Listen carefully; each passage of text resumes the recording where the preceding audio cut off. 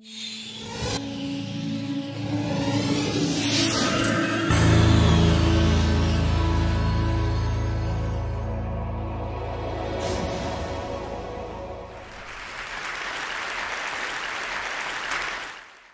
always wanted to become a walking laboratory of social engagement, to resonate other people's feelings, thoughts, intentions, motivations in the act of being with them. As a scientist, I always wanted to measure that resonance, that sense of the other that happens so quickly, in a blink of an eye. We intuit other people's feelings. We know the meaning of their actions even before they happen. We're always in this stance of being the object of somebody else's subjectivity. We do that all the time. We just can't shake it off. It's so important that the very tools that we use to understand ourselves, to understand the world around them, is shaped by that stance. We're social to the core. So my journey in autism really started when I lived in a residential unit for adults with autism. Most of those individuals had spent most of their lives in long-stay hospitals. This is a long time ago. And for them, autism was devastating. They had profound intellectual disabilities. They didn't talk. But most of all, they were extraordinarily isolated from the world around them, from their environment and from the people. In fact, at the time, if you walked into a school for individuals with autism, you hear a lot of noise, plenty of commotion, actions, people doing things. But they're always doing things by themselves. So they may be looking at the lights in the ceiling, or they may be isolated in a corner, or they might be engaged in these repetitive movements, in self-stimulatory movements that led them nowhere. Extremely, extremely isolated. Well, now we know that autism is this disruption, the disruption of this resonance that I'm telling you. These are survival skills. These are survival skills that we inherited over many, many hundreds of thousands of years of evolution. You see, babies are born in a state of utter fragility. Without the caregiver, they wouldn't survive. So it stands to reason that nature would endow them with these mechanisms of survival. They orient to the caregiver. From the first days and weeks of life, babies prefer to hear human sounds rather than just sounds in the environment. They prefer to look at people rather than at things. And even as they're looking at people, they look at people's eyes, because the eye is the window to the other person's experiences. So much so that they even prefer to look at people who are looking at them rather than people who are looking away. Well, they orient to the caregiver seeks the baby. And it's out of this mutually reinforcing choreography that a lot that is of importance to the emergence of mind, the social brain, depend on. We always think about autism as something that happens later on in life. It doesn't. It begins with the beginning of life. As babies engage with caregivers, they soon realize that, well, there is something in between the ears that is very important. It's invisible. You can't see, but it's really critical. And that thing is called attention. And they learn soon enough, even before they can utter one word, that they can take that attention and move somewhere in order to get things they want. They also learn to follow other people's gaze, because whatever people are looking at is what they're thinking about. And soon enough, they start to learn about the meaning of things. Because when somebody is looking at something or somebody is pointing at something, they're not just getting a directional cue, they are getting the other person's meaning of that thing, the attitude. And soon enough, they start building this body of meanings, but meanings that were acquired within the realm of social interaction. Those are meanings that are acquired as part of their shared experiences with others. Well, this is a little 50-month-old little girl. and she has autism. And I am coming so close to her that I'm maybe 2 inches from her face. And she's quite oblivious to me. Imagine if I did that to you, and I came 2 inches from your face. You'd do probably 2 things, wouldn't you? You would recoil, you would call the police. You would do something, because it's virtually impossible to penetrate somebody's physical space and not get that reaction. We do so, remember, intuitively, effortlessly. This is our body wisdom. It's not something that is mediated by our language. Our body just knows that. And we've known that for a long time. And this is not something that happens to humans only. It happens to some of our phyletic cousins. Because if you're a monkey, and you look at another monkey, and that monkey has a higher hierarchy position than you, and that is considered to be a signal of threat, well, you are not going to be alive for long. So something that in other species are survival mechanisms, without them they wouldn't basically live, we bring into the context of human beings, and this is what we need to simply act socially. Now, she is oblivious to me, and I'm so close to her, and you think, maybe she can see you, maybe she can hear you. Well, a few minutes later, she goes to the corner of the room, and she finds a tiny little piece of candy, an M&M. So I could not attract her attention, but something, a thing, did. Now, most of us make a big dichotomy between the world of things and the world of people.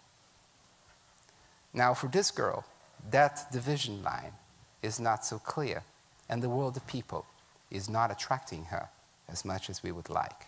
Now, remember that we learn a great deal by sharing experiences. Now, what she is doing right now is that her path of learning is diverging, moment by moment, as she is isolating herself further and further. So, we feel sometimes that the brain is deterministic. The brain determines who we're going to be. But in fact, the brain also becomes who we are.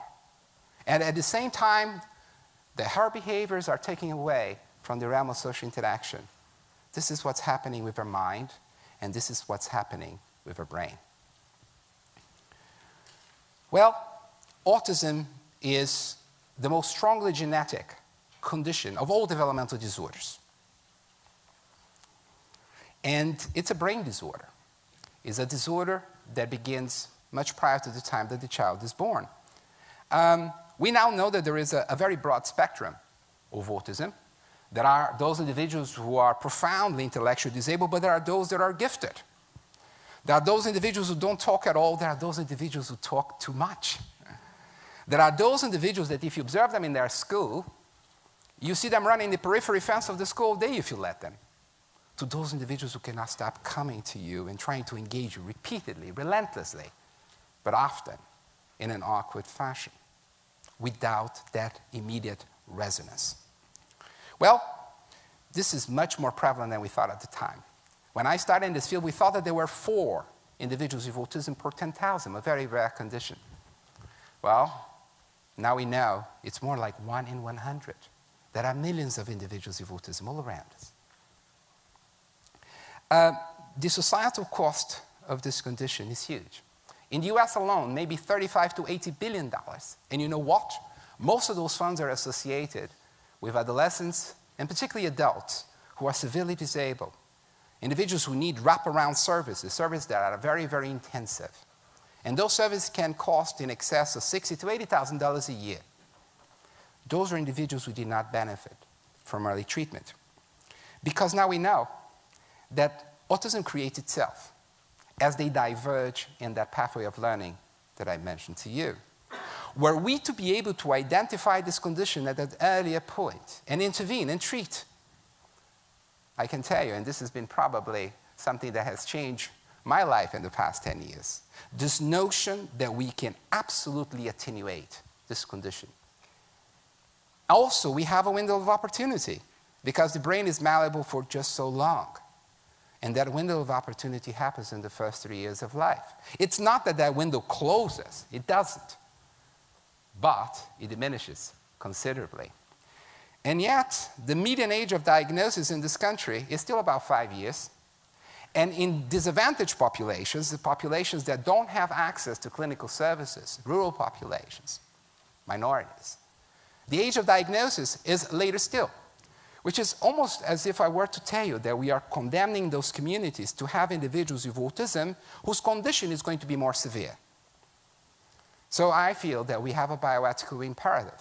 The science is there, but no science is of relevance if it doesn't have an impact on the community. And we just can't afford that missed opportunity because children with autism become adults with autism. And we feel that those things that we can do for these children, for those families early on, will have lifetime consequences for the child, for the family, and for the community at large. So this is our view of autism. There are over 100 genes that are associated with autism. In fact, we believe that there are going to be something between 300 and 600 genes associated with autism, and genetic anomalies, much more than just genes. And we actually have a bit of a question here. Because if there are so many different causes of autism, how do you go from those liabilities to the actual syndrome? Because people like myself, when we walk into a playroom, we recognize a child as having autism. So how do you go from multiple causes to a syndrome that has some homogeneity? And the answer is what lies in between, which is development. And in fact, we are very interested in those first 2 years of life. Because those liabilities don't necessarily convert into autism. Autism creates itself. Were we to be able to intervene during those years of life, we might attenuate for some, and God knows, maybe even prevent for others. So how do we do that? How do we enter that feeling of resonance? How do we enter another person's being? I remember when I interacted with that 15-month-older, that the things that came to my mind was, how do you come into her world? Is she thinking about me? Is she thinking about others? Well, it's hard to do that. So we had to create the technologies. We had to basically step inside a body. We had to see the world through her eyes. And so in the past many years, we've been sort of building these new technologies that are based on eye tracking. We can see moment by moment what children are engaging with. Well, this is my colleague Warren Jones, with whom we've been building these methods, the studies for the past 12 years. And you see there, happy 5-month-older.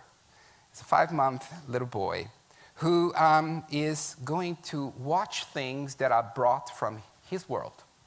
His mom, the caregiver, but also experiences that he would have were he to be in his daycare. What we want is to embrace that world and bring it into our laboratory. But in order for us to do that, we had to create these very sophisticated measures. Measures of how people, how little babies, how newborns engage with the world moment by moment. What is important and what is not. Well, we created those measures, and here what you see is what we call a funnel of attention. You're watching a video, those frames are separated by about a second, through the eyes of 35 typically developing 2-year-olds. And we freeze one frame, and this is what the typical children are doing. In this scan pass in green here are 2-year-olds with autism. So on that frame, the children who are typical are watching this, the emotional expression of that little boy as he's fighting a little bit with the little girl. What are the children with autism doing? They are focusing on the revolving door, opening and shutting. Well, I can tell you that this divergence that you're seeing here doesn't happen only in our 5-minute experiment. It happens moment by moment in their real lives. And their minds are being formed, and our brains are being specialized in something other than what is happening with the typical peers. Well, we took a construct from our pediatrician friends, the concept of growth charts. You know, when you take a child to the pediatrician, and so you have physical height and weight. Well, we decided they were going to create growth charts of social engagement. And we saw children from the time that they are born, and what you see here on the x-axis is 2, 3, 4, 5, 6 months, and 9 until about the age of 24 months. And this is the percent of their viewing time that they're focusing on people's eyes. And this is their growth chart. They start over here, they love people's eyes, and it remains quite stable. It sort of goes up a little bit in those initial months. Now let's see what's happening with babies who became autistic. It's something very different. It starts way up here, but then it's a free fall. It's very much like they brought into this world a reflex that orients them to people, but it has no traction. It's almost as if that stimulus you. You're not exerting influence on what happens as they navigate their daily lives. Now, we thought that those data were so powerful in a way that we wanted to see what happened in the first 6 months of life. Because if you interact with a 2- and a 3-month-old, you'd be surprised by how social those babies are. And what we see in the first 6 months of life is that those two groups can be segregated very easily. And using these kinds of measures and many others, what we found out is that our science could in fact identify this condition early on. We didn't have to wait for the behaviors of autism to emerge in the second year of life. If we measure things that are evolutionarily highly conserved and developmentally very early emerging, things that are online from the first weeks of life, we could push the detection of autism all the way to those first months. And that's what we are doing now. Now, we can create the very best technologies and the very best methods to identify the children. But this would be for naught if we didn't have an impact on what happens in their reality in the community. Now, we want those devices, of course, to be deployed by those who are in the trenches, our colleagues, the primary care physicians, who see every child. And we need to transform those technologies into something that is going to add value to their practice, because they have to see so many children. And we want to do that universally, so that we don't miss any child. But this would be immoral if we also did not have an infrastructure for intervention, for treatment. We need to be able to work with the families, to support the families, to manage those first years with them. We need to be able to really go from universal screening to universal access to treatment, because those treatments are going to change these children's and those families' lives. Now, when we think about what we can do in those first years, I can tell you, having been in this field for so long, one feels really rejuvenated. There is a sense that the science that one worked on can actually have an impact on realities, preventing, in fact, those experiences that I really started in my journey in this field. I thought at the time that this was an intractable condition. No longer we can do a great deal of things. And the idea is not to cure autism. That's not the idea.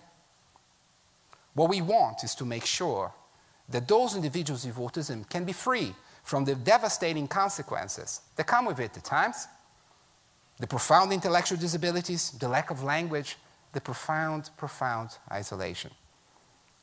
We feel that individuals with autism, in fact, have a very special perspective on the world, and we need diversity. And they can work extremely well in some areas of strength, predictable situations, situations that can be defined. Because after all, they learn about the world almost like about it, rather than learning how to function in it. But this is a strength. If you're working, for example, in technology, and there are those individuals who have incredible artistic abilities, we want them to be free of that. We want that the next generations of individuals with autism will be able not only to express their strengths, but to fulfill their promise. Well, thank you for listening to me.